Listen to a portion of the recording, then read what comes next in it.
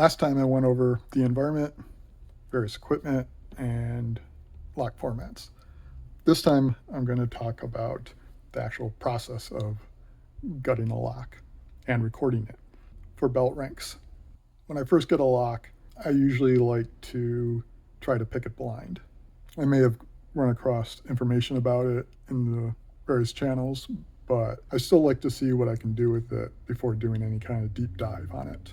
However, if you're going to be recording for a belt rank and are going to be gutting it on video, it's usually a good idea to know as much about the lock as you can beforehand. There may be tricky aspects like on the goal P and Z, there are the ball bearings on either side that if you don't know about them, you pop out the core and then they're spring loaded. They'll just go flying. So if you don't know to keep your fingers over the sides of the plug while you're extracting it, you've lost a couple springs and ball bearings. Generally, this only comes into play on higher ranked locks, but it still pays to be safe. One good resource is LPUBelts.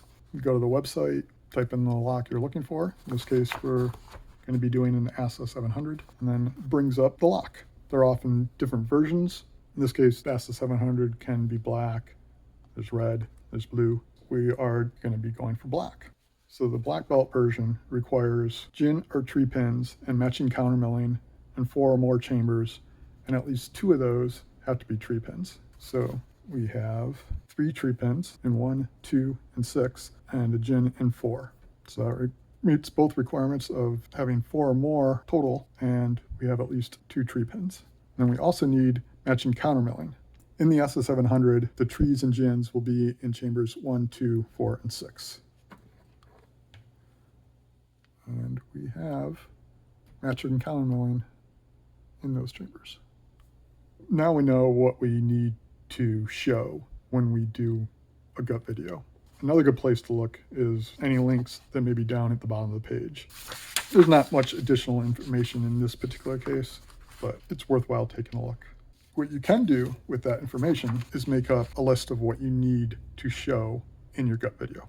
You can print out a simple list, print somewhat large so you can just have this sitting off to the side out of camera view, and then you can just glance over it and you'll know what you need to show on the video. And this should match up with the features that are on the LPU page. We have gin spool drivers, tapered drivers, undercut milling, and tree drivers. So we should be showing those in some way in our gut video. So we transfer those over to the list here. You can watch other people's videos, especially if there's a matching format to what you have. In this case, it's a Scandi oval. The ASSA 700 is a very popular lock. There's many videos out there. Find one with a Scandi oval, watch what they do, get an idea of what the procedure is. I have some additional items in here because there are several ways you can show orientation. One of the things that isn't mentioned here is that you need to show the orientation of the gins when you're taking them out of the lock. It applies to both the gins and the trees. The reason for that is if the tree is in the cylinder upside down, you no longer have to get the gin head out of the milling, and it defeats the purpose of having the tree there. So one of the requirements is to show that all of the pins that have unidirectional features are in the lock in the correct orientation. In the case of tapereds, both ends are tapered, so it does not matter what orientation they are in. In the case of key pins, like the torpedoes, the lock won't function with the key if they're in upside down, but it's still a good idea to try to show the correct orientation. You want to remove any chance of doubt. Videos of gutting of black belt locks receive more scrutiny. Instead of just one person reviewing them, the entire black belt community can vote on them. Belts of lower rank don't receive as much scrutiny, but it's really a good idea to get into good habits early. So in the case of the 700 here, you want to show the gin and tree orientation. Because this is a Scandi oval that has been grubbed, we can show through the top of the chamber the top of the pins. So we can put marker dots on the top of the gins and trees so that once we're gutting the lock, you can just pull the grub screws out, springs, and then see the tops of the pins, any dots that we put on the top of the pin. Gin heads are also smaller than the standard section of the gin or tree. Another thing we can do is show through the top that there isn't any space around the pin that is showing. So these two key pins and wafers will have about the same height. So I can demonstrate.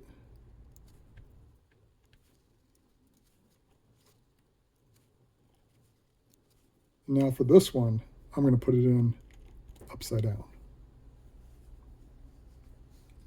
So this would be very easy to pick.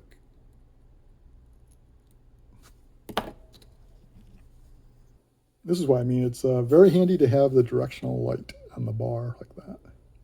So we can see in chamber 2 on the left here that the pin is right up against the side of the chamber, whereas on chamber 1 we can see there's a fair bit of gap around it because the gin head is smaller, and the gin head is in the wrong direction, it's facing up. So when it's time to gut, we take out the screws, we take out the springs, and we show the tops. Another cool option that I had learned from our expert is that we can mark the tops of these. You can do a simple dot. I kind of like to do a quarter pi just because it makes it a little bit more distinctive. So it's a little bit harder to mistake for a glare or anything like that. So now we got both trees in there in the correct orientation, and you can very distinctly see the markings that I put on the one in chamber 2. So if we do that with all the trees and gins, it's another way to verify that the pins are in the correct orientation. I like to do as many different verification modes as possible. That way, if I forget or goof up one, then I can rely on one of the others. The normal method is to simply try to extract the pins slowly so that you show which way the gin was in there, or tree. You may try to dump it out and you pray that it comes out slow enough that you can either catch it with the tweezers or block it. But it's not the easiest sometimes. It's very easy to slip. They'll go tumbling out, and this way you don't have to worry about it. So I dumped chamber 1 back out. Let's mark up these other trees and gins, and then we can do a gutting demonstration.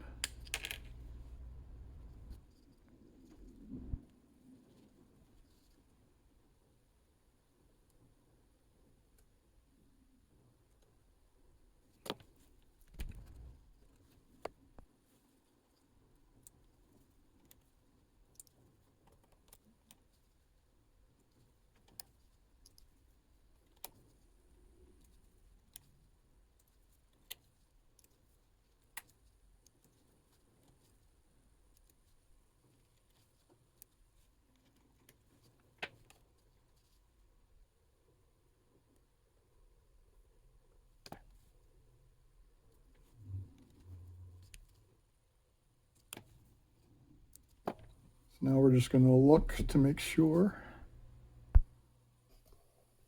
we can see them all right.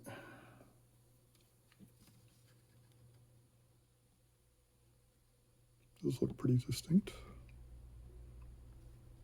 And those tapers in 7 and 5, those are just the cores of the tapers.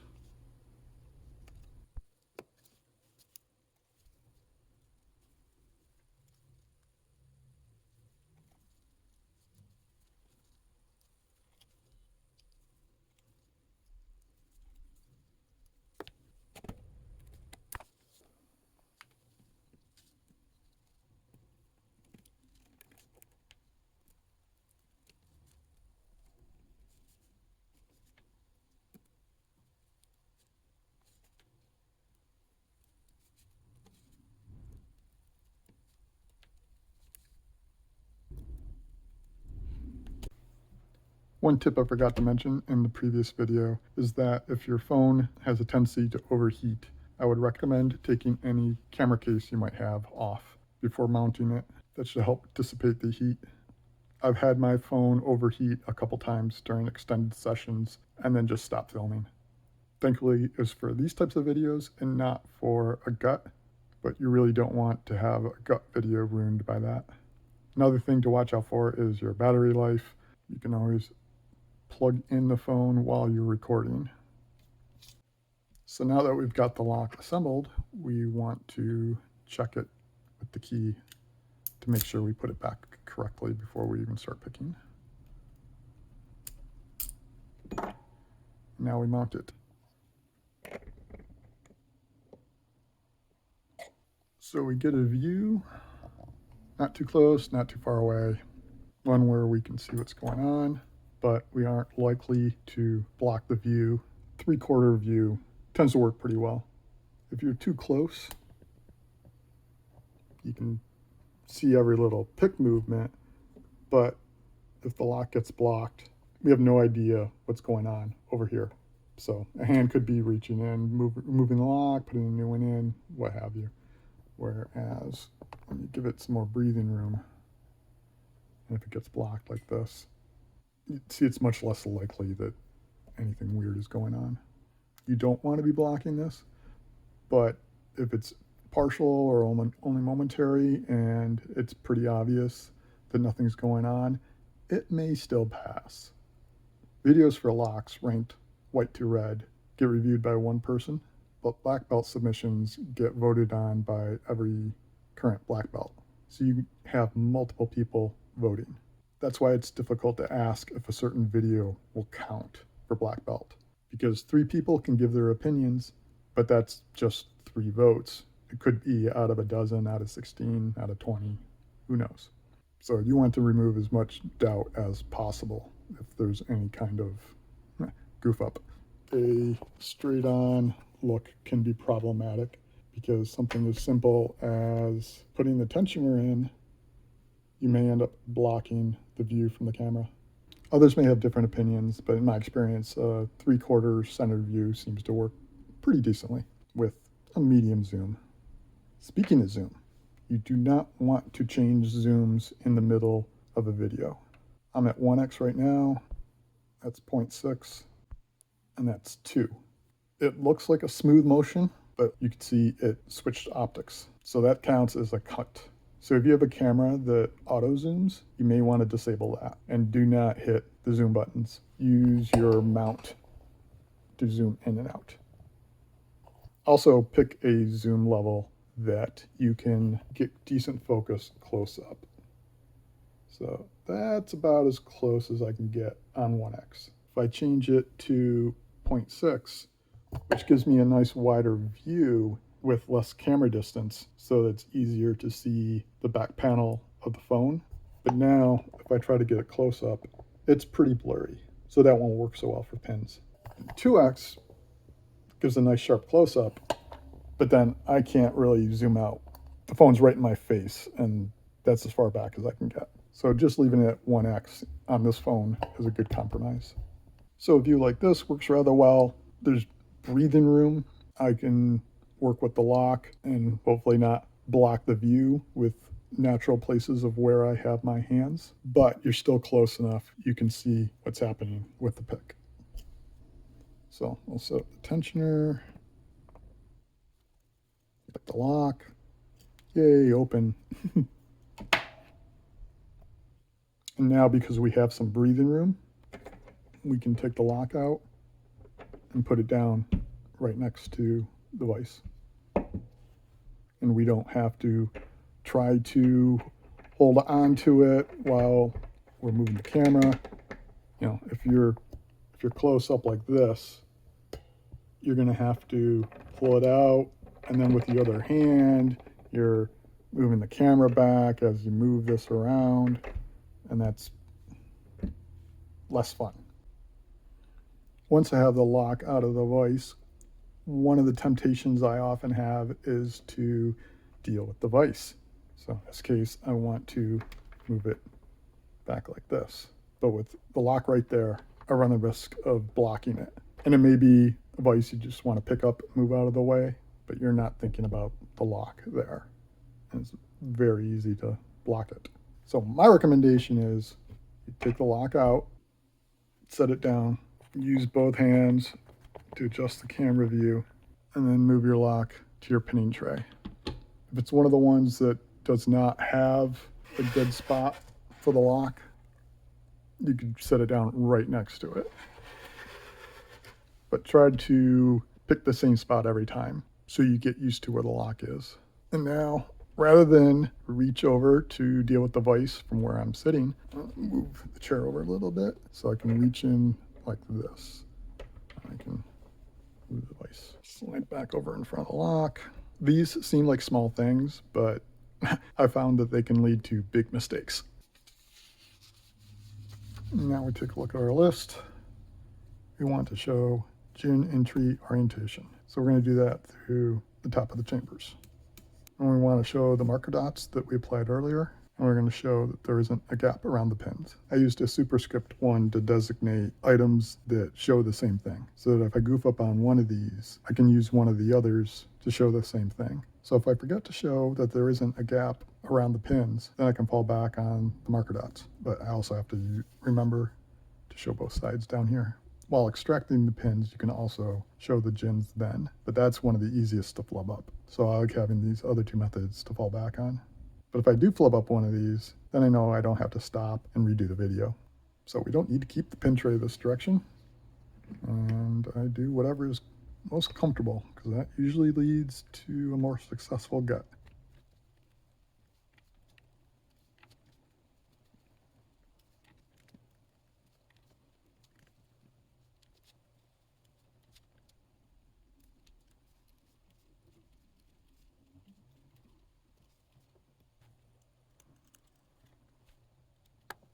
So now we want to show the dots on the top of the pins. And we can see the marks on chambers 1, 2, 4, and 6.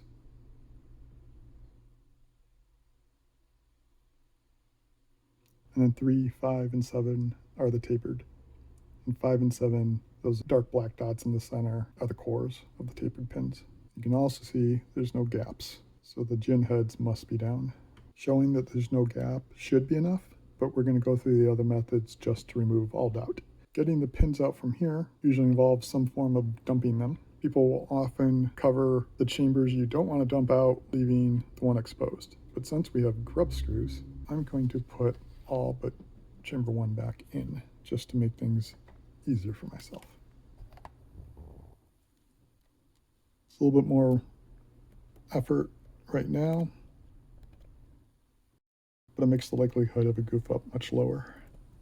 And we don't need to put them in all the way. Oh my God. For dumping out the pins, you want to do an orientation and order that is most comfortable for you. So for me, doing it with my right hand will be more comfortable. We do want to keep the chamber in view.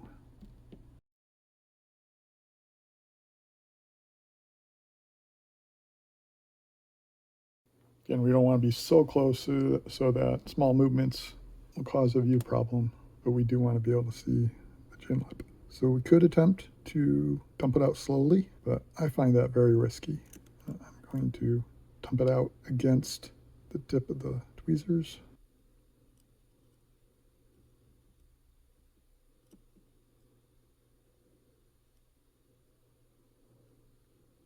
There we can see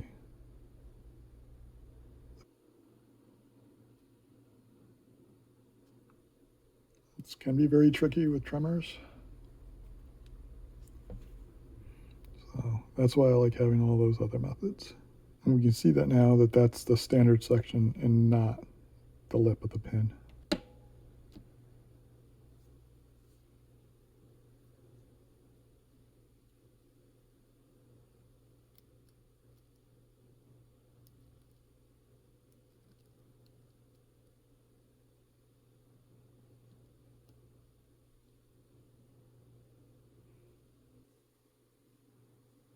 And while showing a close-up,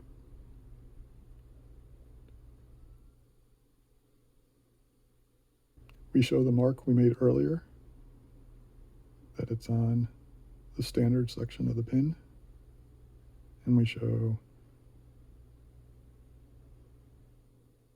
that the gin section does not have the mark.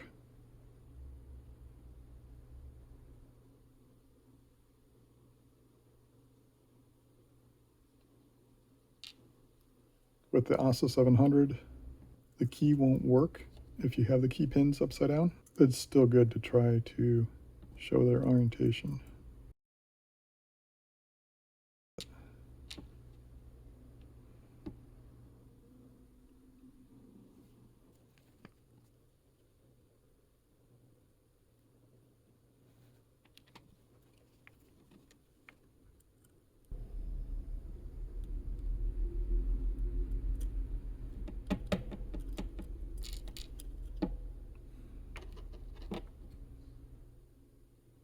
Well, there's a good case of a dump.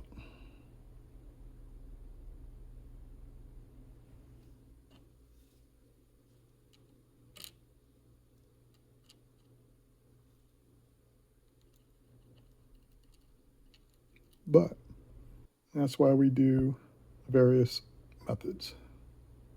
We show that the gin head does not have the mark and that the standard section does.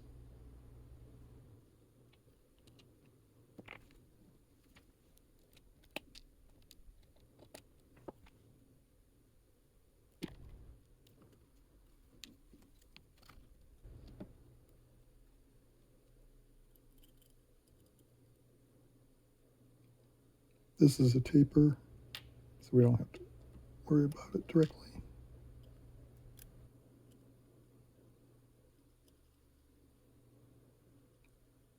There's the wafer and flat top of the key pin.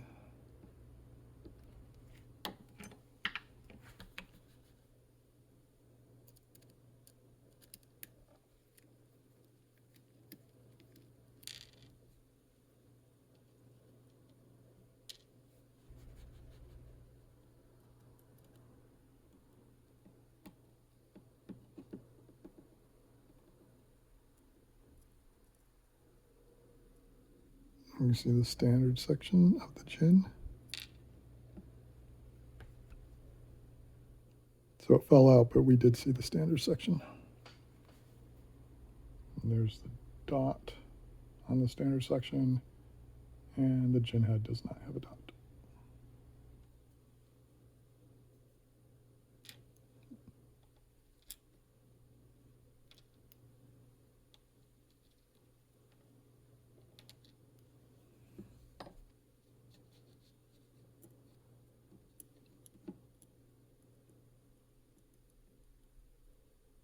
And we can see the torpedo head. So that's okay to dump out.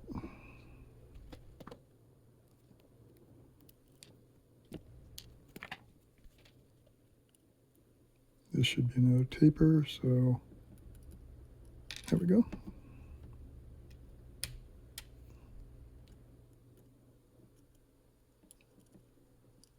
Probably a standard key pin. Yep.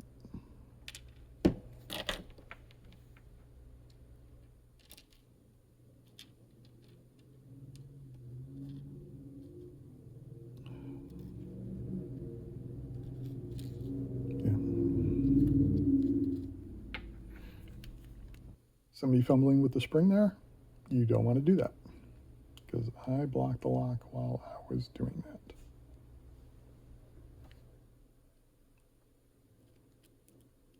I'm going to leave that in because that's a good example.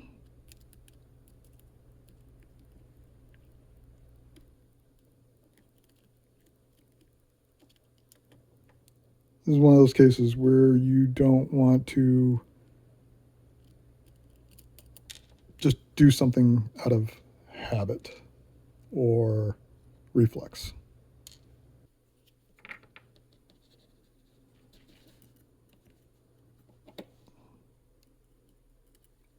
Tray was drifting.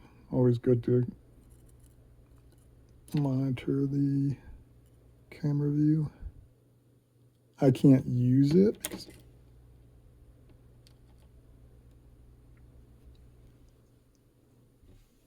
as my primary source, just because it's a little too close to my face right now. That was a lucky save on the tree. There's the standard section with the dot, gin section without one.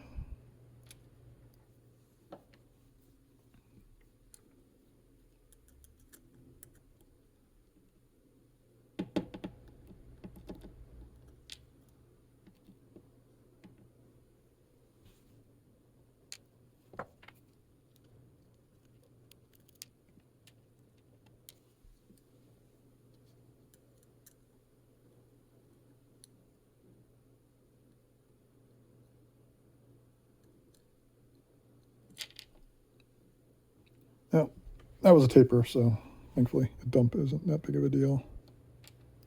And the torpedo key pin couldn't bend in upside down because the key worked. So now the temptation is to show a close-up of the pins, quite often by lifting the tray. You don't want to do that yet, because either lifting the tray like so, yeah, get a nice view of the key pins, but we haven't shown the milling yet, and we blocked the lock. So either doing that or bringing a zoom in will often have the lock go out of view. So we've seen most of the pins already. So it's more important to see the milling. I've already replaced the brass clip with this 3D printed one, which makes things a little easier. And it's reusable without destroying it. So we take that off. Core comes right out. We don't have to worry about shimming because all the pins are out. And now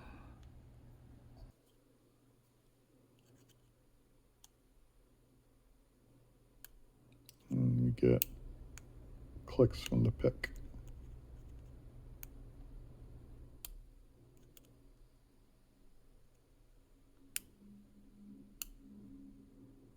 And you want to do at least the side that you picked to. So if you tensioned clockwise, that was the side we just did. If you did counterclockwise, that's this side.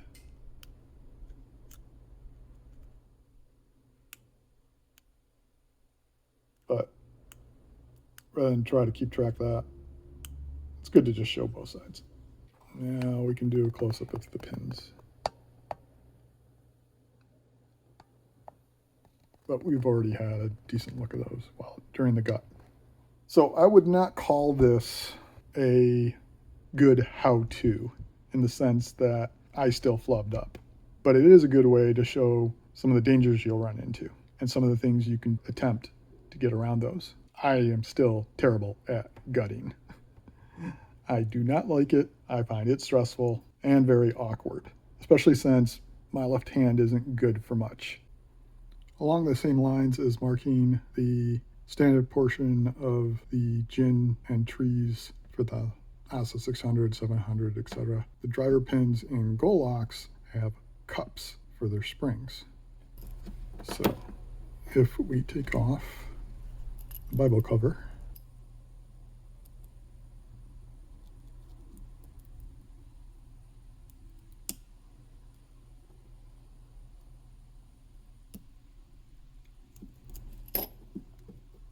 you don't want the springs flying off, so you do want to maintain control of the cover while you're prying it. You don't want to just pop it off.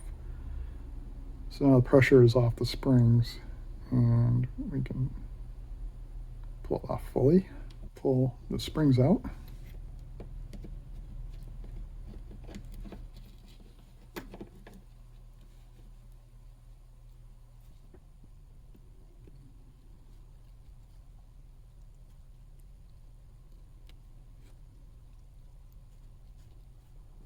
This is where gold springs are the most likely to fly away.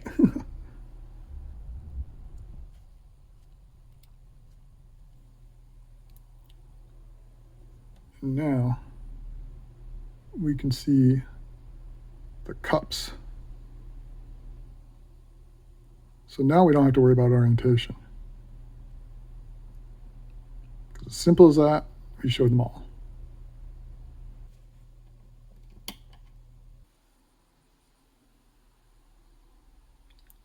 So you can see on the standard section, there's the cups that we saw through the chamber. And the spring rests inside that.